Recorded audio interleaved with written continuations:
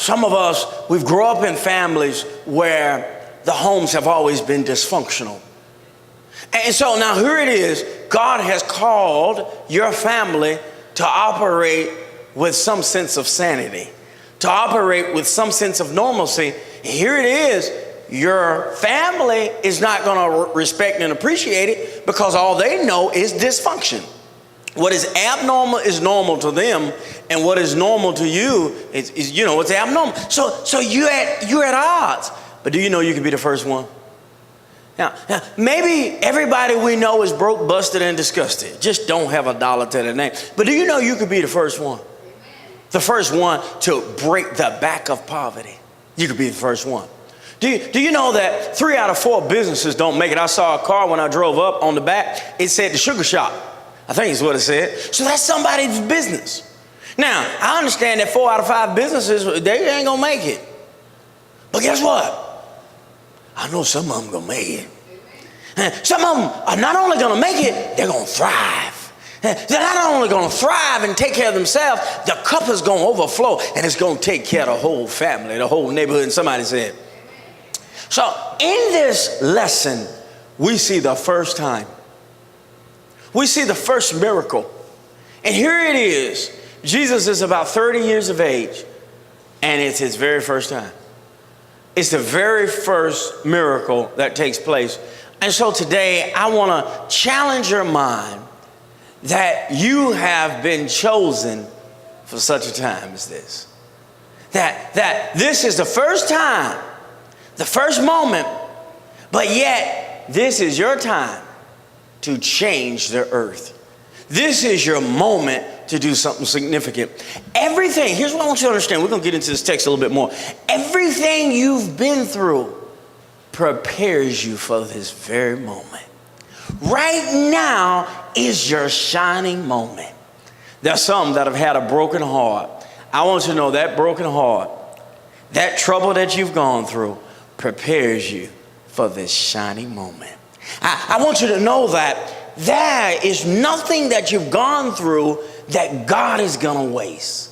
You know, my mother growing up, she could cook pretty good, or maybe the budget was tight, or maybe it was both of them. But she found a way to use every piece of the ham, including the ham bone. I mean, she wasted nothing. She took everything that she cooked, everything that was left over. You wasn't going to throw anything away. And she could put it together and she could make a meal. And you go, wow, I can't wait till we get down to the ham sandwiches. Ooh, in 3 days we're going to have ham sandwiches. Because she would reinvent it and make it something totally new. I want you to know, if you think my mama could cook growing up, wait till you see what God does with your life. The Bible says over there in Romans chapter 8, verse 28, it says all things. Now somebody tell me what all means. Everything. God says everything works together for your good. I want you to know that. I want you to believe that. I want you to feel that in your spirit. So now let's look a little deeper in this word. And my argument today is that the chosen have a right to expect the supernatural in their lives. Those that have been chosen by God have a right to expect the supernatural in their lives. Now, it might be the first time you've ever seen God move in a supernatural way in your life, but I want you to get used to it. I want you to get ready to see God move in your life like you've never seen him move before. I can tell you some strange stories. I had a car. I couldn't pay for the car. I was pastor in my first church, and so I struggled with paying the car note. They paid me weekly. Very weak, so they paid me weekly. But anyway, so I struggled, and not blaming it on anybody but myself. I struggled. I couldn't pay for that car, and I just prayed to the Lord.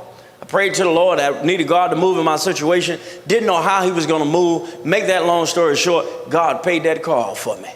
Paid it off. It was over $10,000. God paid that car off. I couldn't pay it, and he paid it off for me. I'm just talking about some crazy, miraculous, out-of-the-box ways God will move in your life. I've had the opportunity in my life, in some good situations, in some bad situations, to meet and have relationships with some very influential people in my life. My wife and I, my children, we always just bump into the right folk.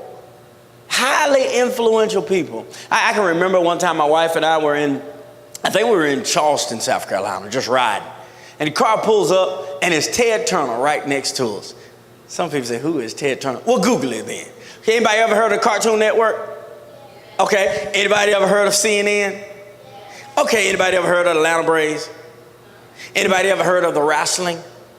Okay, some of those things you could say is Ted Turner, some of the things that he would do. So anyway, we had an opportunity to meet Ted Turner. Here we are sitting at the red light, and he goes into this long conversation with us.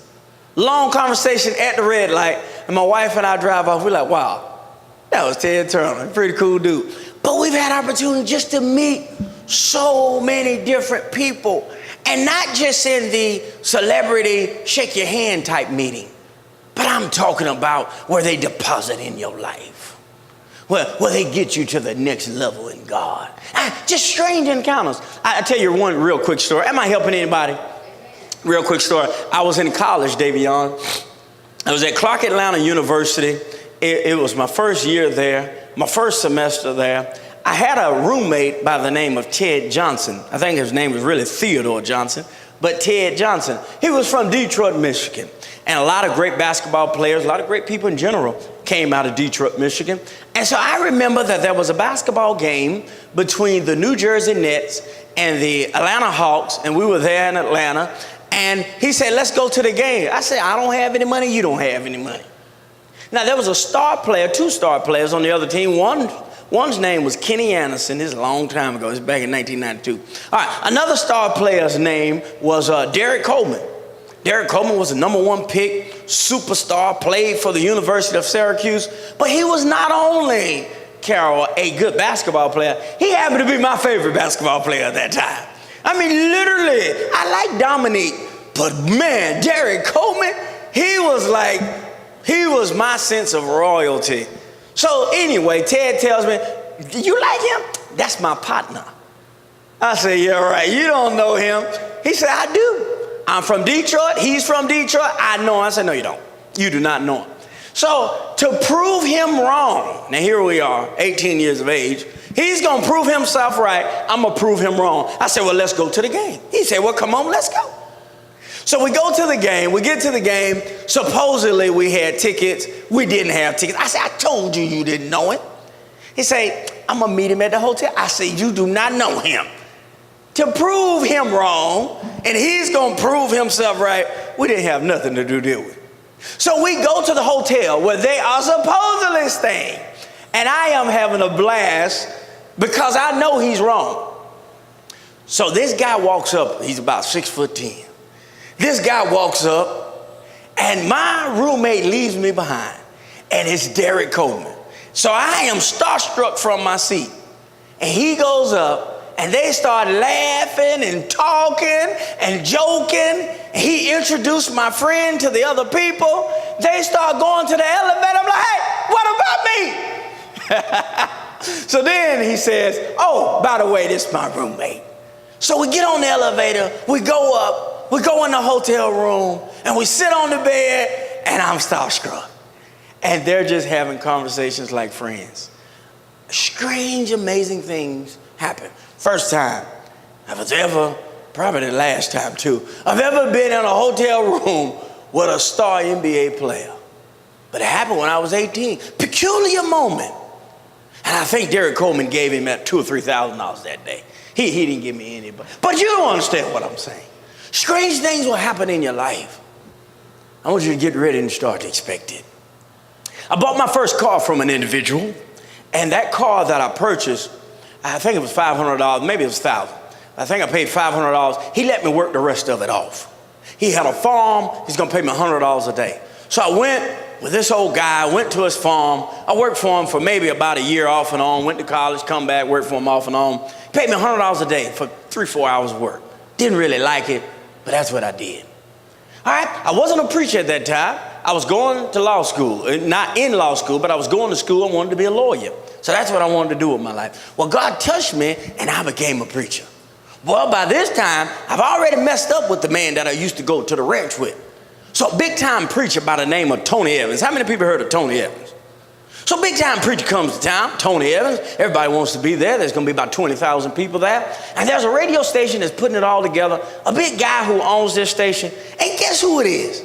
It's the same individual that owns all of these Christian stations all over. I should have kept going to that farm. I could have kept going to that farm. So, and here it is. Mr. Baranowski owns all of these stations. And here it is. We're no longer in relationship with each other. But there was a time in my life when I was in relationship. What I want you to understand is that when you are chosen by God, you have a right to expect strange events to take place in your life. I want you to get ready for strange acquaintances this week. I want you to get ready to get approved for things you didn't think you'd get approved for. Do you know a lot of times we won't even apply? I'm talking to folks who are a little bit older now. You won't even apply because you don't believe you're going to get approved. I want you to start expecting the supernatural to move in your life. Look here at this first verse. I want you to see something here. Look at 1 and 2. And the third day, there was a marriage in Cana of Galilee, and the mother of Jesus was there. And both Jesus was called and his disciples to the marriage.